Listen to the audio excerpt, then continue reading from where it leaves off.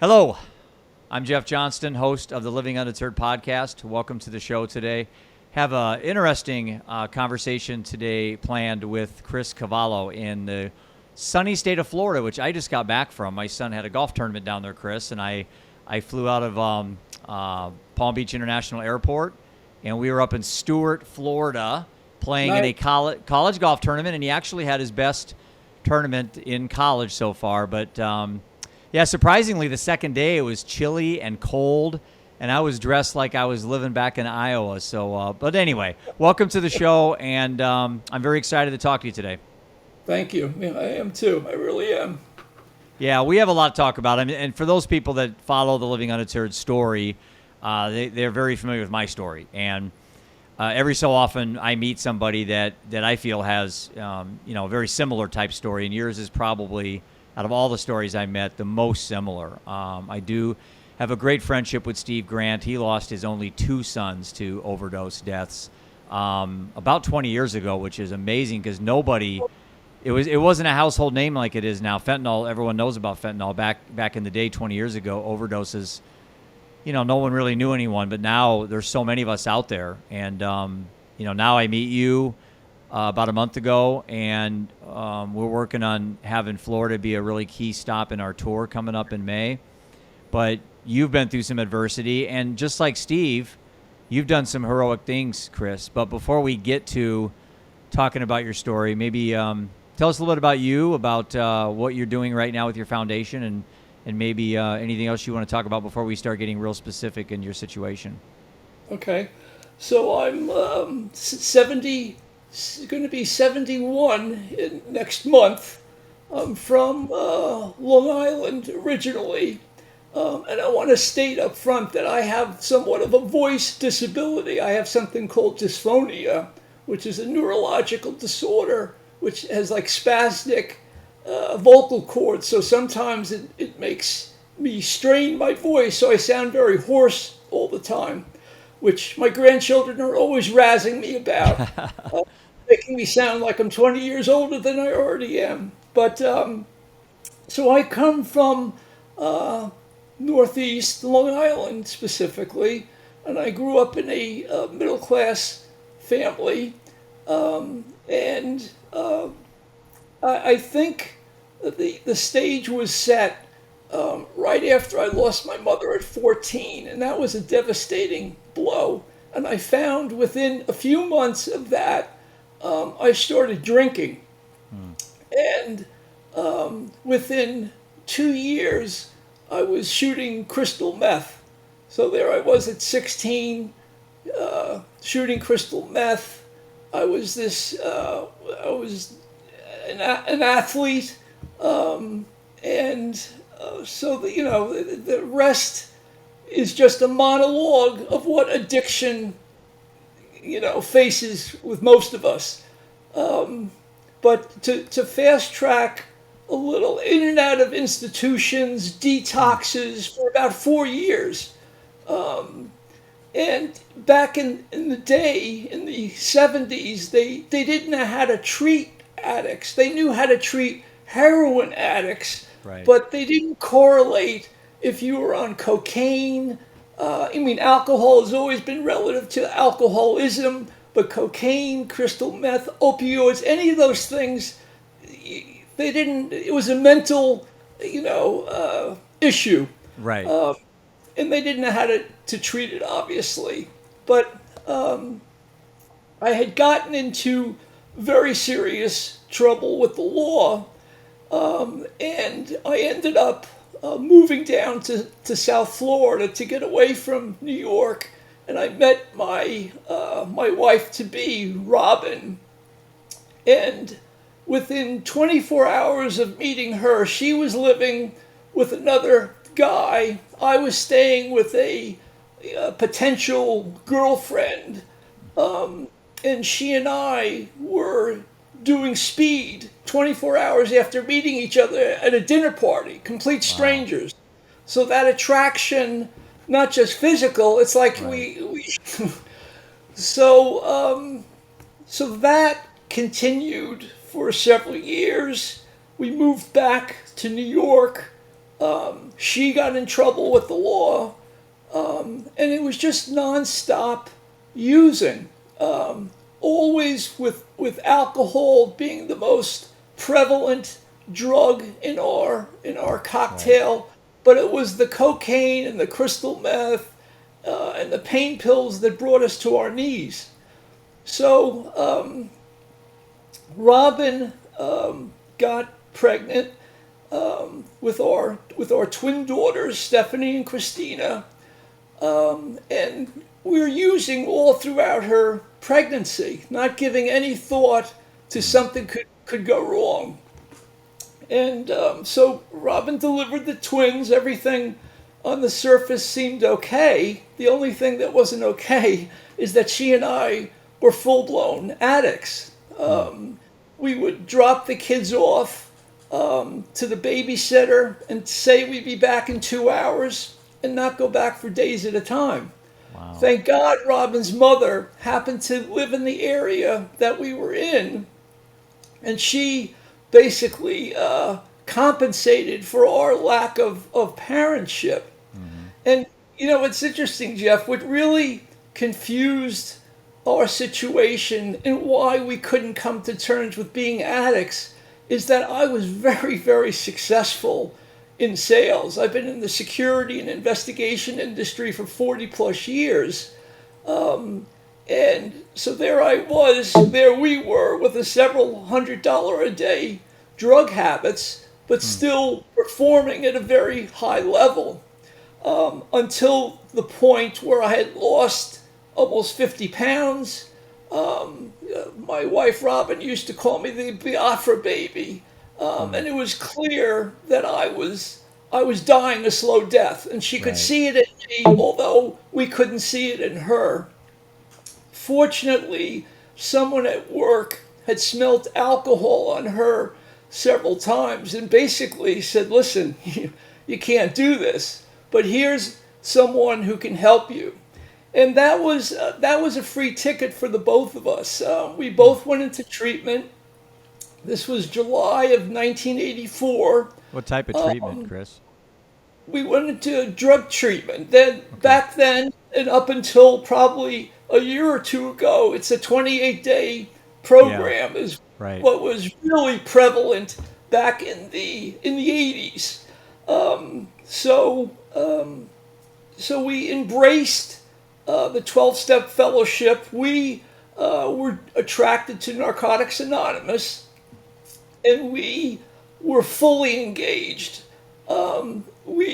We worked the 12 steps diligently. We became very involved in service and helping others. And that was really, I think, at the core for Robin and I, was service and helping others, going into prisons, bringing meetings, public information, things of that nature.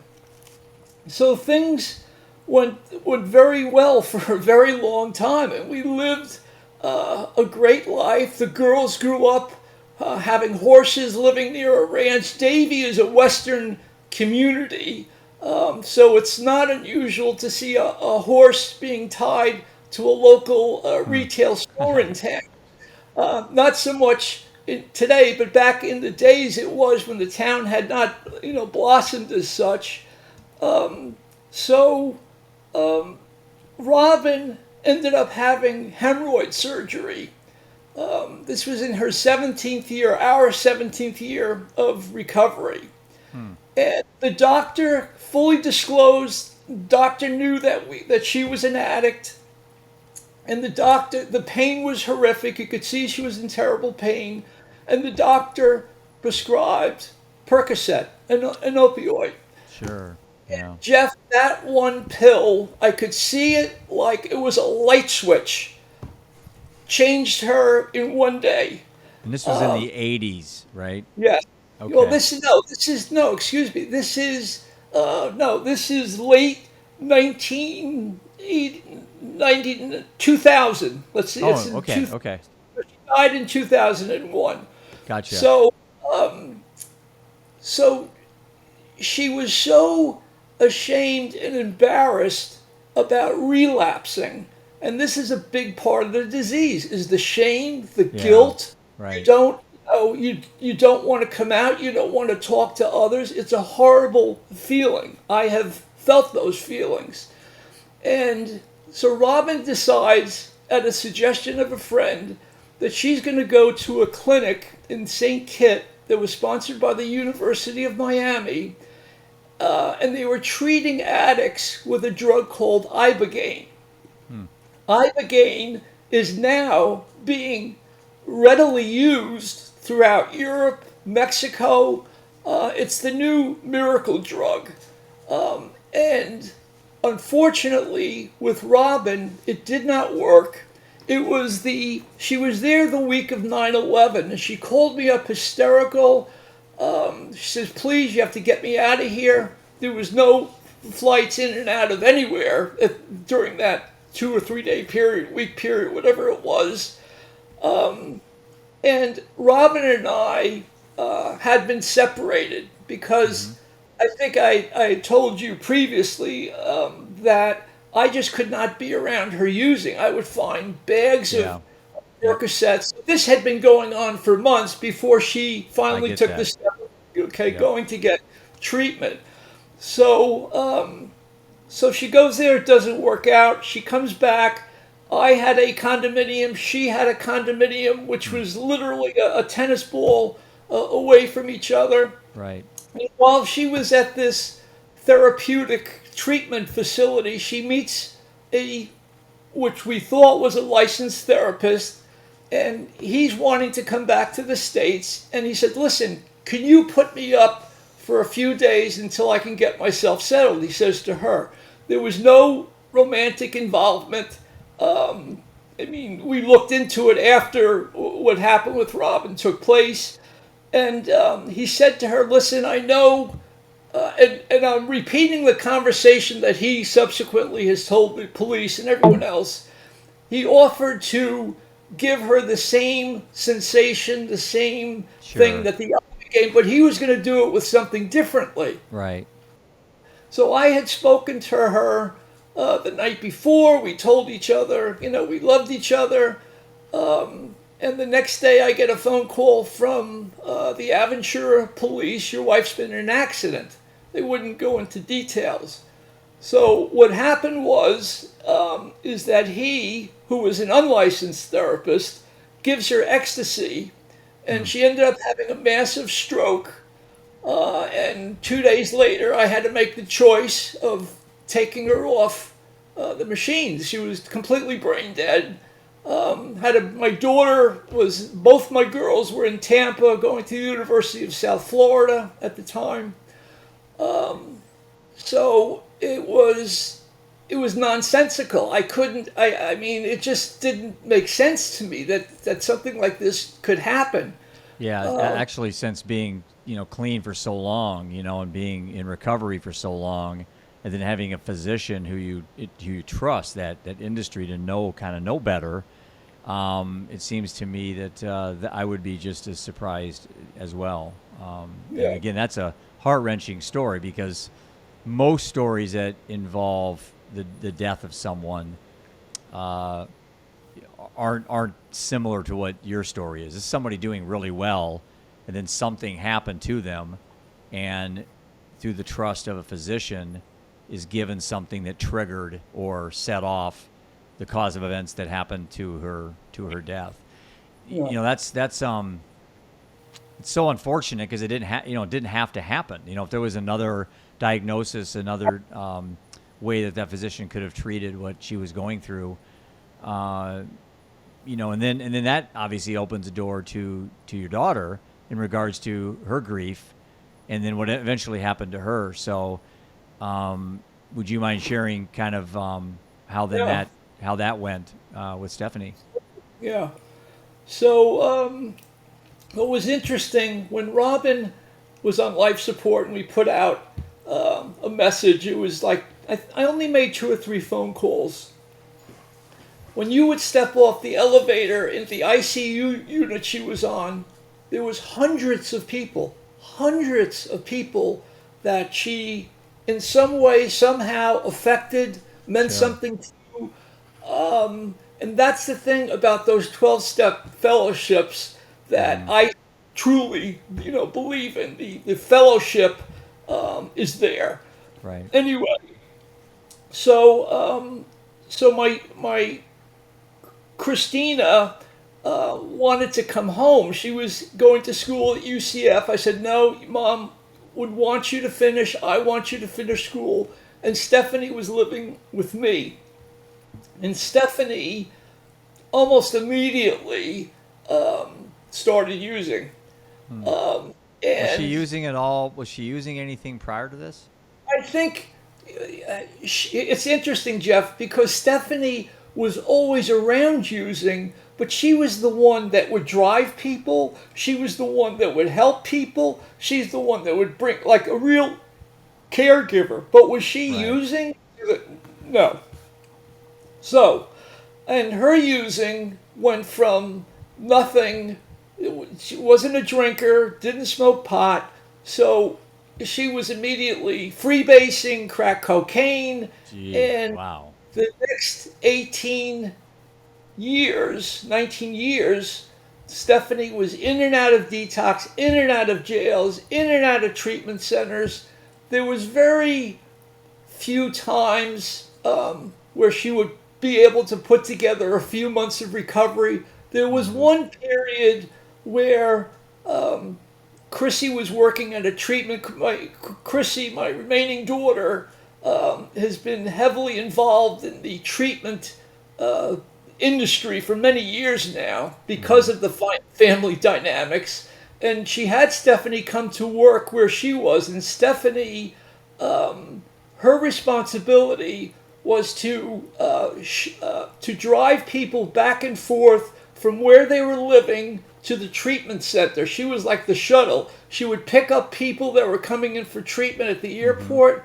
Well, that ended up catching up to her because one day, after being clean for a year and doing very well and going to meetings and working the steps and having a sponsor, she goes to pick someone up in Overtown, which is a very bad area in South Florida. It's a drug haven.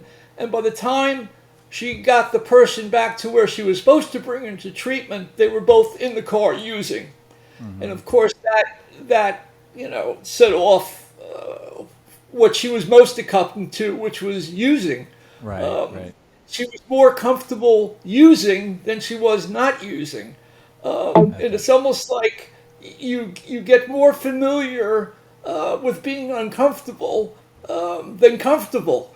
And there was just no stopping her. And we tried so many times. I tried tough love. I tried tried all. over love. My Cristina says we're a very codependent family, and I definitely, I would buy them. At one point, Robin and I had a very successful investigative agency. We sold the business, and never ever having to work again. And a year later, Robin is dead after us working so many years together. Sure. Yeah. And all of those millions of dollars were gone within 3 years. Okay. Yeah. It was like, in my mind, it was blood money. I didn't want to have that money that she and I had worked for and was gone. Vehicles, Yeah. homes, what have you. Right. And then you get into 2006 to 2008 and the country's upside down. It was a disaster. But back to Stefanie. So Stefanie had a son, Christopher, my grandson, and a daughter, Mia. And Stefanie, with Christopher, ended up losing the custody to the father of Stefanie. And to understand the dynamics, the father was a drug dealer, always has been a drug dealer, but somehow, because he was biologically the next in line, he got custody of Stefanie's son. The week that Stefanie died, she had just gotten back the rights to have visitation, and we would have Christopher back in her life. And she said to her sister, "I've done my job. This was what all I wanted to do was get her back Well, that week I was leaving on a cruise, and it was really the first time Stephanie and I had been away for any period of time since Robin had died. And I felt very, very uncomfortable. And although she was clean, I was scared for some reason. I I bet, went and I yeah. put a tracker under her car because Oh, I wow. wanted to be able to see from the Atlantic Ocean where she was. And if I saw that she was in a bad place, I could go. So I called Chrissy. I said, listen, she's up to no good. This is a problem. And the night before she died, she had texted me and she said, Dad, and I didn't get the text until the next morning. Dad, I don't want to live anymore. I can't take the pain anymore. And the next day, she was found dead in a hotel on a bathroom floor, less than 5 miles from our home. So when I called Cristina, because I couldn't get a hold of Stefanie, and I started panicking after seeing those messages, and I finally got Cristina, I said, Chrissy, tell me. And Chrissy says, Dad, what do you want me to tell you? You know. And she was dead. And Chrissy had to go identify her laying there, half naked, laying on a bathroom floor with needles, and, hanging out of her arm. It was just horrible, horrible. And so, so we had the burial, the ceremony. A lot of people came. But Chrissy said to me, we have got to be engaged. We have got to do something. We can't do this. We've done nothing with the foundation. We need to make it happen now. So the We foundation need, was really it there was, during it was this there, time, it was lingering, Jeff. but It you just, weren't really. And that's the Robin Foundation for those people that haven't caught on yet. And obviously Robin named after your wife. But so the foundation was started soon after Robin's passing, or started in 2003, soon so after. 2 years. Okay. And I supported the foundation knowing nothing about how to manage a foundation, Right. unlike today. So it just sort of sat there lingering. Yeah. Get calls. We would refer people to our resources. We have a very good network of recovery people. So when we would get those calls, it's not that we took money in. We would refer people to our resources. So that was the amount of the foundation at that time. Chrissy said to me two things. That, and we've got to do a documentary about what our family, generational addiction, our family going back 4 generations has been drinking and drugging, and there's like no end to it in sight. And now, of course, we're concerned of what our grandkids, Stefanie, especially Stefanie's son Christopher, and especially Mia, and because we see signs, we see those signs. Can I jump in and just for a second here take a pause and kind of unpack everything that you talked about, because I think it's important for our listeners to understand the dynamics of what you just went through, because I went through similar type thing. All that was reverse order. We lost the son, then my wife. You lost your wife, then a daughter. But I think the thread that I see, and you can let me know what your thoughts are on this, is, Dr. Gabor Mate, who's an addiction expert, world renowned, says that all addiction stems from childhood trauma. That's what he believes. Other people believe different things for addiction. But look at your situation, what you went through at 14 when your mom passed, and what you immediately went to is you went to drugs and alcohol, and you started your journey with addiction at that time at 14. You said 14 to 16. And then you take Stefanie when her mom passes away. She used the same the same outcome from a similar result in that her mom had died. So she went then at that point to drugs and alcohol. But that's because you alluded to she was pretty clean before that. So I guess where I see a similar fabric in my story is when our son died, my wife at the time went to alcohol. And I think what's happening here, Chris, is where I think you and I having these conversations is is almost less about addiction, but how people are dealing with grief and trauma. And that's really probably what people are missing in society. And we keep building rehab facilities. We keep throwing drugs at people. Buprenorphine and methadone and all these opioids we're using to fight opioids. And it's like I call it whack-a-moles. Like we just keep this mole keep popping up. We keep hitting the mole. Or my other analogy or metaphor would be putting out a forest fire with thimbles. It's like, I think there's something in here, these two stories, and you and I are just two stories. I mean, this is replicated by thousands and thousands of just Americans only, not counting the world, in the people's inability to deal with grief and trauma. And the first thing that people do is they go to pain numbing resources like alcohol, drugs, marijuana, whatever it may be. And I think there's something there to be said about the work that you and I are doing. And I'm by no means an expert. I'm only 5 years into this journey. Our son died in 16, and then my wife this last year. So I'm kind of new to this game, I guess you call it. But what I'm learning very quickly is a lot of the problems stem from people's inability to deal with life when it happens, in their unpreparedness in how to deal with these things. And I think as a society, we need to arm our children. So you talked about generational addiction. Well, okay, I think that's half the story. But the other half would be, let's talk to these kids before they even know what generational addiction is. I mean, once you start letting kids know, hey, grandpa was an alcoholic, I'm an alcoholic, thus you'll be an alcoholic. I mean, I think we need to get to kids before that conversation's even had and say, you know what? There are ways you can deal with life when it comes at you, because it's not good. It's very difficult. It's challenging. Yet it can be beautiful. It is what you make of it. And I think as a society, where I'm going with this, Chris, is we are woefully unprepared to deal with death. I mean, we know what's happening to all of us. We know there's a certainty, 100%, that even you and I, believe it or not, are going to die at some point. But the people around us are just ill-prepared to deal with that. And especially when it's something like a suicide or an accidental overdose, it's still death. It doesn't make it any less hurtful. But I just thought, I want to know what your thoughts are on that, is that how do we really affect change going forward with the next generation, the next alcoholics, the next addicts, the next kids that are committing suicide when they're 8, 9, 10, 11, 12? How do we set them up to prepare them for really how unfair life can be? Right.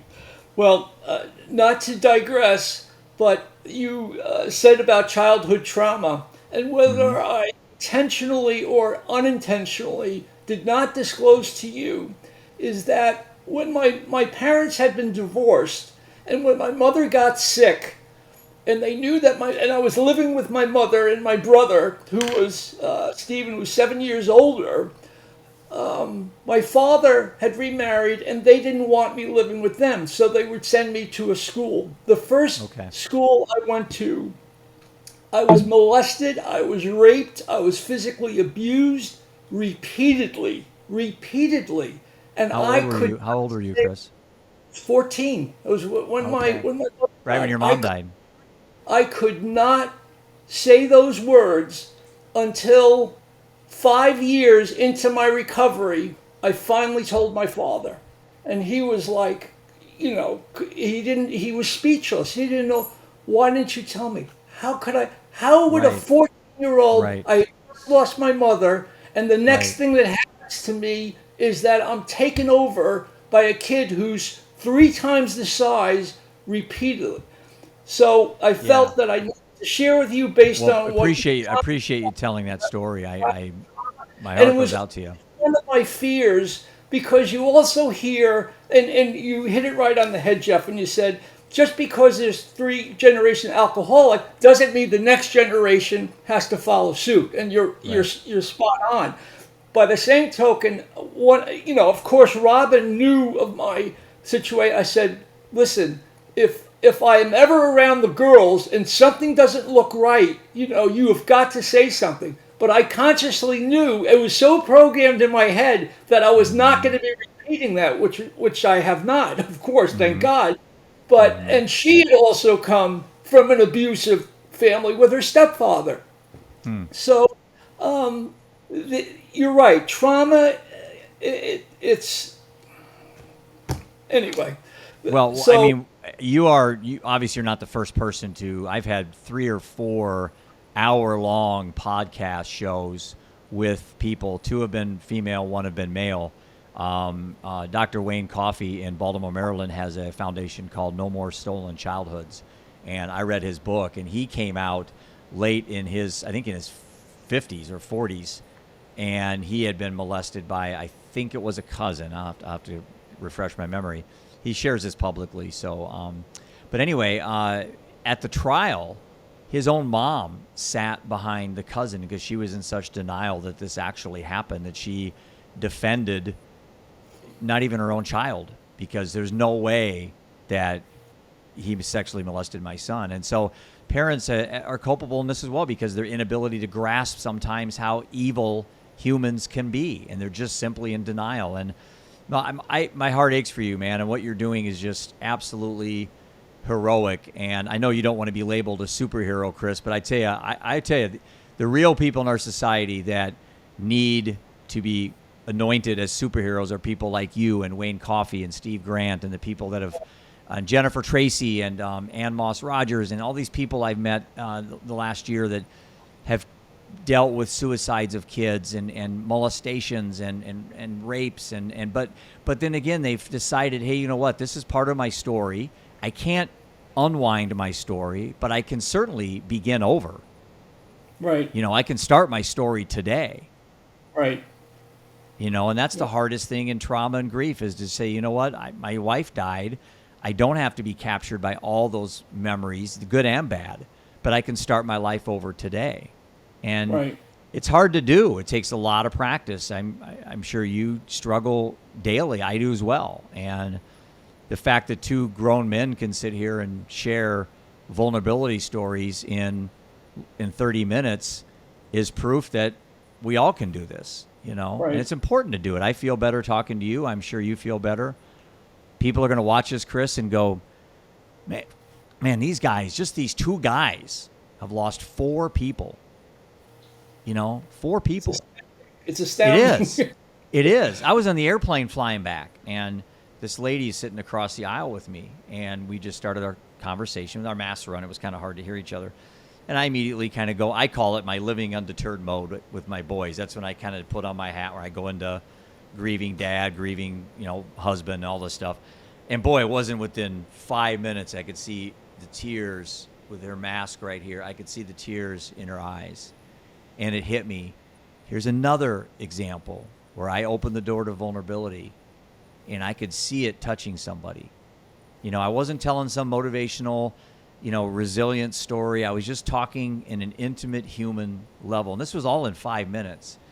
And then Right. she started telling me about all the stuff that happened to her, you know. And then on an airplane, obviously, the people around you can kind of hear. And I could see people now starting to really engage. And I'm thinking, this is the beauty of storytelling. This is the beauty of vulnerability. And what you're doing has, you know, an essence of that. And that's why I applaud you for what you're doing, and your daughter as well. And I look forward to meeting you when we go on the tour in a few months. You know, so as you know, and when Chrissy said to me we needed to do something, and Stefanie, which I did not mention, she thought she was buying heroin, Jeff, and there ended up not being any heroin in the package. It was fentanyl and morphine. So I say to myself, what sense does this make? And one of the things you always hear is, why are the drug dealers killing off their clients? Their clients, yeah. It makes no business sense at all, right? I mean, come on. Right. And so when the thing with Stefanie was homeless under a bridge at one point here in Davie, just 3 miles from my home. And one day she had overdosed, and the EMS came and they gave her Narcan, and it turned her around. Unfortunately, you know, with what she had ingested that day, there wasn't a possibility, when you know that a fingertip of Narcan is enough to kill anyone, you know. So I said, well, this is something we can do right now. We can get Narcan out to different organizations, community. We can do this. Is this the answer? No. No, But right. God only knows we need to try to slow these numbers down because it is out of control. That's a perfect segue because now this is going fast. We're 35 minutes into the show. I mean, I really appreciate setting up kind of the rest of the show that I want to talk about because I do have my Narcan right here, and I've got my opioid overdose kit. Right. I'm on the board of the Area Substance Abuse Council here in Cedar Rapids, so we do this. You got yours too, yep. I can say I have not had a chance to use it, and I hope I never do, but I'm ready if I do. But let me ask you about harm reduction and medicine-assisted treatment, MAT programs. There's so much out there, and be honest with you, for people listening to this, they probably don't know what either one of those are. So why don't you just for the layperson explain what is harm reduction philosophically, and then maybe what your thoughts are, and then also with the MATs, with medicine-assisted treatment, kind of what your thoughts are on that, because there's so much polarization. I mean, talk about something that draws right down the middle, and you get people on both sides of the fence. Right. And we may find that we may disagree on this point, which is fine. My daughter, Cristina, is my example of MAT and harm reduction. She has started a telehealth business distributing Suboxone, buprenorphine. And she was in the treatment business for many years and saw that it was going nowhere. Nothing was happening. It was recycling. Right. And especially regular white-collar office workers did not want to either take off the time to go into a detox, too embarrassed to admit it, Right. where by taking the buprenorphine Suboxone, they could literally be detoxed in 24 hours. Yes, they're now on a different drug. Okay. So let's explain, Chris, what you've just said, because most people, I mean, just a year ago, I didn't know what you just said. Right. But explain kind of my thoughts are, especially buprenorphine would be like a bridge between being clean and being high. And it's an opioid fighting an opioid, but it's kind of a watered down opioid. You don't get the high effect, but it's still addictive. I mean, you're still considered on opioids. So maybe clarify that a little bit for people, just in layman's terms, some of this terminology we use, because I think we lose people sometimes when we try to explain these things. Well, I don't know that I could explain it any better than that, except that I've seen too many people that could have either taken methadone, which I am not a methadone proponent, because I've seen too many people take methadone and go out and sell it. So they go into that's stronger, though, right? That's stronger than buprenorphine. See, right. To me, it's like legal heroin. I mean, that's what it seems. And now there'll be people in the program will say, well, how could you say that? Methadone saved my life. And that very well may be the case. Sure. Okay. Yep, that's what you hear in this whole thing. There's always a situation where somebody thinks their life was saved on something. I think when we talk about harm reduction, even taking it a step further, when you talk about needle exchange, when I first heard that, I said, this doesn't make any sense. But then again, would I rather have someone come in and give them, knowing that they're going to be shooting something up regardless, and instead of them passing this needle around and giving everyone HIV or Hep C, which I had for 30 years, okay, because of being in shooting galleries, what have you, would it be better if have a needle exchange? That's harm reduction. So, yeah, I think if we could have, and again, it's funny, Jeff, because I'm in the middle of writing, I'm calling it my white paper, which is, you really said something to me that said something, we got to be thinking out of the box. We got to do things that we haven't been done before, and because this is a whole different animal, this pandemic.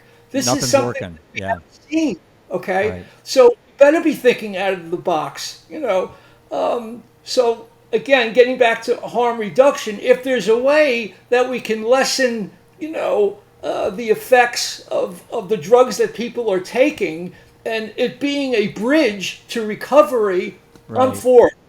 I'm for it. When I first heard of harm reduction, I didn't really know what it meant too much. So The way I explain it to people is it's a compassionate, non-judgmental way to get people to another day. And that tomorrow could be the day that Chris Cavallo decides enough is enough. I'm never going to do drugs again. It could be the day after tomorrow. It could be Saturday. But the fact that we're losing so many people now, and the numbers aren't going in any direction resembling it getting better. It's just the velocity of this. I mean, when my son died, there was 56,000 overdoses. Last year, there was 100,000. So in 5 years, it's doubled. So it's like, in 5 more years, are we going to be at 200,000 or 300,000? Well, I think it's reasonable to expect that unless something changes. Well, what's something changing? Well, things like harm reduction, where we're having a compassionate look at this. We're, as I've heard so eloquently said by so many people, we're meeting the addict where they're at. We're meeting the person that's struggling where they are at, which literally means they're high right now, they're depressed, they're not optimistic on their life. They need to get it. They need to get to 9 o'clock tonight, and then they need to sleep well, hopefully, and get to the next day. Harm reduction is, to me, kind of how I explain that to people. Now, is it fentanyl test strips? Is it needle exchanges? Is it buprenorphine? I don't know. But if we can get somebody that could die today one more day to live, I guarantee you, if we get 1,000 people to live one more day, you're going to have some of them that will live another 20 years. You may lose 99. You may lose 99% of them, but maybe that one that lives 20 years is your child. And isn't it worth the fight? Isn't it worth the fight? So I get a little irritated watching these Facebook groups just argue adamantly that I'm 100% against fentanyl test strips. Well, unless it's your son or daughter that's saved, then you're all for it. Or I'm 100% against, look at San Francisco. It's just this train wreck of people laying around needles. Well, unless your son or daughter's the one saved on a needle exchange. And I got this saying that I love, and it's on the back of my T-shirts. Purpose becomes passion when it gets personal.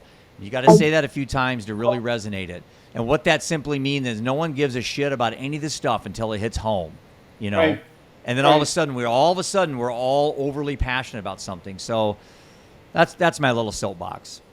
Yeah, I love it. I totally am in agreement. But I'm very naive on these things, Chris. I don't know a lot about needle exchanges. I've never done drugs. I've never smoked pot. I've never done drugs. I've never been high in my life. I've always felt I had all that in me already. I felt I was always I'm an attention deficit person. I'm hyper. I'm intense. I thought drugs would just get in the way of that. And I was fortunate at a young age to never do drugs. Now, I was a full-blown alcoholic from probably 18 to when I quit at 51 years old. I mean, very functional like you. I could work. I was doing very well financially and successfully. Marriage was strong. But there were cracks forming, and all that kind of fell when my son died. All of a sudden, all those problems, that false foundation I'd built my life on, got exposed, and I crashed for a year and thought I was going to die. And then I finally pulled myself out of it. So, yeah, I'm just all for learning more about these topics. You've forgotten more than I'll ever know on these topics. Trust me. Like I said, I don't have any experience on drugs other than I lost a child to one. This tour that you're undertaking, Jeff, I said to Lisa Keeler at the Greater Fort Lauderdale Alliance, is so needed. It's going to bring conversation out where it needs to be in the general public, not on, as you FaceTime or here, out in the general public where the media is involved, because the kids are the ones that we have to be worried about now. And if we don't get them in the conversation, this is gonna be a losing battle. We have to get them involved. We have to get their parents involved, the families involved. Whether their drugs or addiction or alcoholism has even affected them, I assure you, they've got someone in their geography that has been affected. And you bring up the tour because I get people chirping in my ear about, well, you should do this, you should do that. And I decided consciously early on that I was going to get away from an opioid awareness tour. That was my initial idea. And now it's a mental health initiative because really everything we're talking about is mental health. And Yeah. mental health is depression. Mental health is suicidal ideation. Mental health is sex abuse, trauma recovery from sex abuse. Mental health is everything. It's, I don't think there's a human that's ever lived that hasn't struggled with, at some capacity, at some level, mental health. I'm full-blown living proof that I've had my battles, and you are as well. But we're both here. We're not just surviving, we're thriving. I feel like I'm in the best place I've ever been in my life right now. And I feel like each day gets a little bit incrementally better. One step back, two step forward, As my good friend Mike Pierce, he goes by the name Antarctic Mike on social media, but he talks about penguin steps. He was one of the first humans to run, or Americans to run, a marathon on the glaciers of Antarctica. And his metaphor he uses in life is penguin steps, and we just love that. So we've embraced this penguin steps methodology or ideology on our tours, that each day, each stop we make, each person I talk to, each hand I shake, each person I cry with is a penguin step. It's one more step towards, and you're right, the tour, very quickly I realized, and people are wanting this to be like this Jeff Johnston tour, out selling books, selling tapes, here's your 5 steps to change your life. No, this is a we journey, not a me journey. And the more Chris Cavallos I can meet, and the more I can hear about the Robins and the Stephanies and the Seths and the Prudences of the world, then the person sitting next to us on the airplane is going to say, you know what?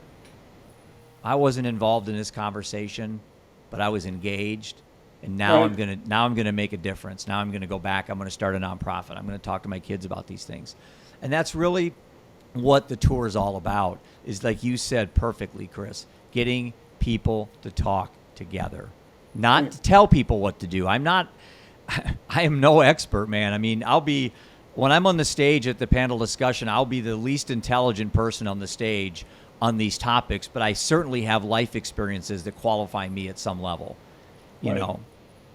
But I think together, I think we can really make a difference, Chris. And then you magnify these conversations. You and I are having this talk for 1 hour today. Imagine me doing this for 12 hours a day for 95 days. I mean, you're talking millions of conversations. Right. Yeah.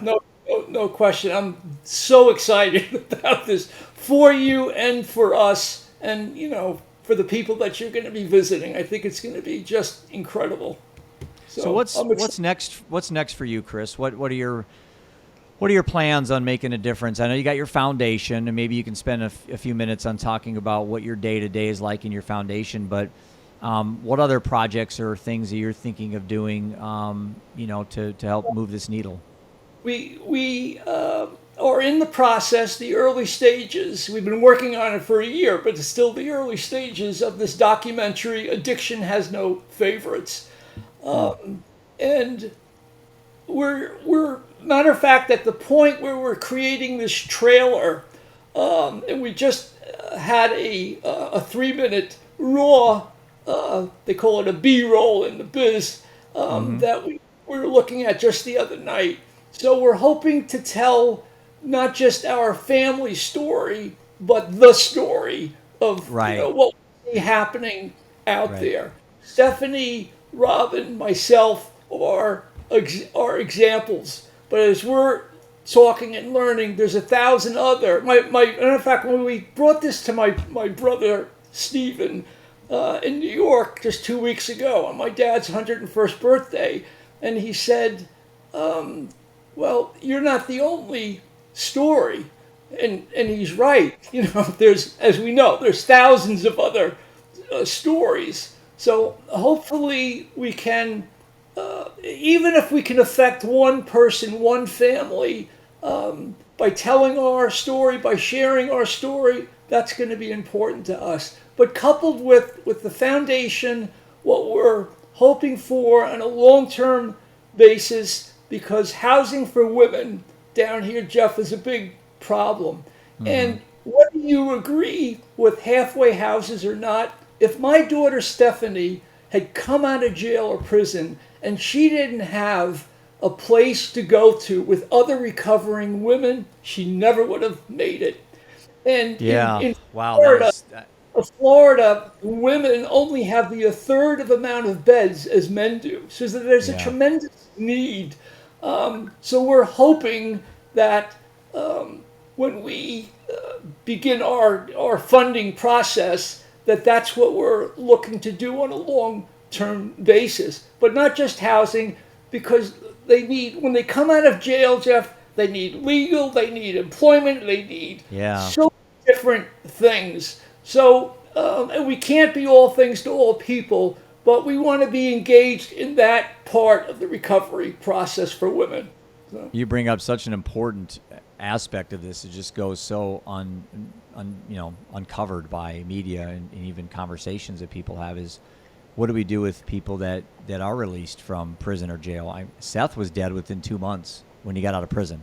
He had been in jail a number of times. He had all the normal stories that you have with kids getting in trouble with this stuff.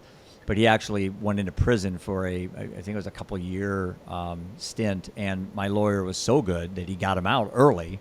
So Seth was only in for a couple months or something. I don't remember the specifics, but it was a while. But within 60 days, I remember when the lawyer called and told us, and I just turned to my wife and I said, this is not good news. Prison was really good for him. It was like the Army. It was like being in the service. right. But when he got out, he had just, within a short amount of time, he had got pulled back into the streets, got pulled back into that lifestyle. And I think there's this disservice we're doing with people when they get out of jail or prison. We just expect that they're going to get their shit together, that, they're just going to figure it out. And we don't provide the support systems, the bridge. I mean, that's what I think he really would have needed, was some type of a bridge. And maybe as a parent, I missed an opportunity. Maybe they're out there and I just didn't research it, and I have to learn that lesson the hard way. But if I certainly had it over again to do, Chris, I would have been much more engaged with his post-prison life Right. than I was. I gave him money. The day he got out, we went to Dick's Sporting Goods and dropped like $1,000 on stuff for him. Felt good, took him out for dinner, handed him some money, and that's what I did as a dad. But it's like now I look back and I go, man, dude, you missed such a massive opportunity to really engage in your son's, quest to make his life better. And, I got to take that to my grave. I don't play the guilt game at all, but it's certainly something that if I had the ability to go back in time, that's one thing that I would really recommend people, that if you have children that are incarcerated, very much engage when they get out. Be actively engaged. Help them get going, get on the right foot. Don't just hand them money and clothes and say good luck. And you know why that is, Jeff? Is because when they go in, the last thing they were doing is they were using. And when they go inside, there is, for the most part, no rehabilitation. So the Right. person who went in is the same person when they come out. So what do Right. you expect them to do? They Right. don't know anything about change. So you better, like you're saying, bridge them into a recovery process of some kind, or they'll never make it. Or they'll end up, unfortunately, like your poor son. Oh, that's a Yeah, and again, look back to his stuff started at 16 with being prescribed Adderall. That's when it all started. So it's like, when you take somebody's death and then you unwind it and you go back to try to, obviously the middle is all similar. It's all just chaos and hell and lying and deception and all these bad things. And then you go to where it kind of started. What was the spark? And normally it's the age of first use. I think it's 14 in this country. And for Seth, it was 16. And for you, it was 14. For me, I'd have to say my first beer was probably 8th or 9th grade, which is right around the same age. But when you peel it back, the endings are all, different, but the beginnings are all real similar. They really are. It's that first beer, the first vape, the first Percocet you took out of your mom's medicine cabinet, or the first, Adderall that you tried. The beginnings are all so similar, but the endings, I guess the act of death is similar from that regards, but how it kind of ended that way, I don't know. I think to myself, and I'm sure you do this too, is that the fact that this was so preventable and so predictable simultaneously is what makes it so punishing, so difficult to comprehend, is how could this have happened under my watch? I was the dad, I was the male in the house, I was the father, I'm the stoic person, I'm the businessman. But this all happened under my watch, and if it can happen under my watch, Chris, it could happen under anybody's watch. You can't. And my daughter said this to me the other day because I brought up again the text from Stefanie. Dad, I'm dying. I don't want to live anymore. And I didn't get the text. And she said, geez. you know, and the reality is she could have died that night, the next night, or right. later. It's inevitable. And you're not Yeah. stronger, more powerful than with the good Lord has already made the decision. So point. it doesn't help Good us point. going back. So we can move this needle forward, though. There's no question. We can. Yeah, well, listen, I super enjoyed our conversation. This is one of the fastest hours that we've had on the show. And you and I just met. We have a lot to share. And I think the cumulative effect of storytelling attracts people to the light, so to say. And the light is hope. The light is inspiration. The light is connectivity. Goodwill, fellowship. Those are all things that keep us above ground, at least keeps me above ground for the time being, having the ability to do what I do. People say, well, Jeff, how do you do it? How do you write a book? How do you do all this stuff? How do you do your podcast? I said, it's easy, man, because I love I love helping people. I really get a sense of accomplishment when this podcast ends. I'm going to have something that happens inside of me that feels so good that I can't get that from a drug. There is, I've never done drugs, so you could probably say, well, Jeff, you've never done this, so you don't know what you're talking about. There is no drug that can get me higher than what I do every day. There just isn't. There isn't. And it's a natural high, and I'm not hungover. You're right. I've experienced both, so I can tell you it's true. That's what I said. I haven't experienced both. You got me on that, man. But, hey, listen, this has been great. I love you like a brother. I really appreciate what you're doing to help out with the tour. I'm sure you and I have a lot more conversations, but how can people reach you? How can they reach your foundation? What's the easiest way to get a hold of Chris Cavallo? Foundation.org, ROBIN, foundation.org. Just text me, email me, call me, whatever. And we'll have links to all your information on this post as well. So listen, man, great speaking with you, and keep doing what you're doing. And, of course, always keep living undeterred. All right, man? All right. Stay in the fight. Take care, brother. God bless. Take care.